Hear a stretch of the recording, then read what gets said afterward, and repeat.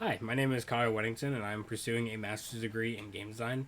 I started my journey in high school with a game art class, but the true passion began in elementary school. I would always create different playground games for me and my friends, and I would always try and be the one entertaining everyone.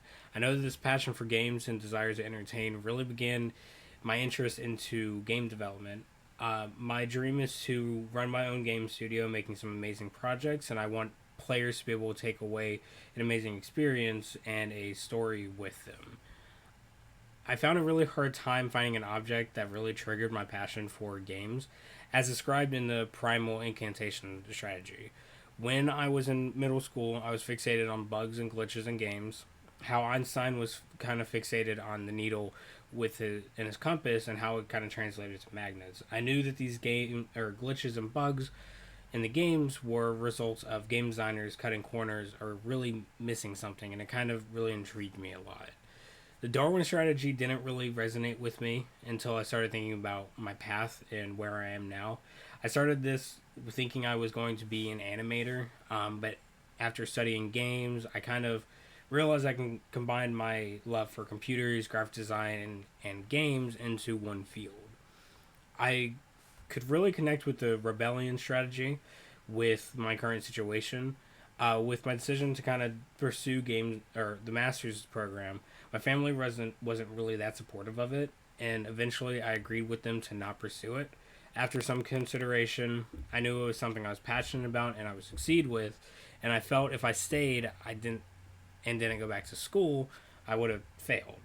I ended up feeling kind of like how Mozart did with staying and feeling stifled and not happy about what his father chose for him to do. The adaptation strategy really helped me think of my past where I thought my life would be very different. Most things I would get into, I would immediately think that that is what my job is going to be, and I would pursue them kind of thinking it was my passion. But then I realized, I was more passionate about game design.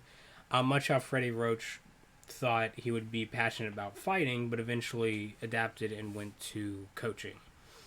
The life and death strategy didn't really make me feel or think of anything specific occurring in my life, more of how I am. It made me think of what I'm doing.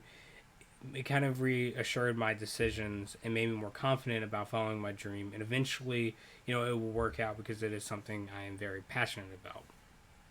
The the adaptation strategy is probably the one that I can connect to the most from my journey, from thinking I was going to go to the military and adapting to games. Um, After a few setbacks,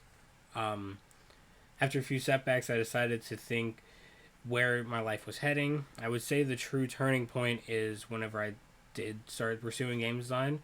Was in I was in NJRTC in high school. It was my senior year. I decided to take a game art class, and at that time, I was thinking I was going to join Air Force and pilot drones.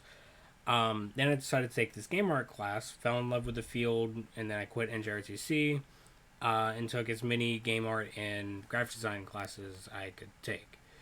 My dream path is to pursue a game studio as a level designer. I want to work up the ranks and eventually learn how the inner workings of the studio is, and eventually open my own studio to try and compete with other AAA studios.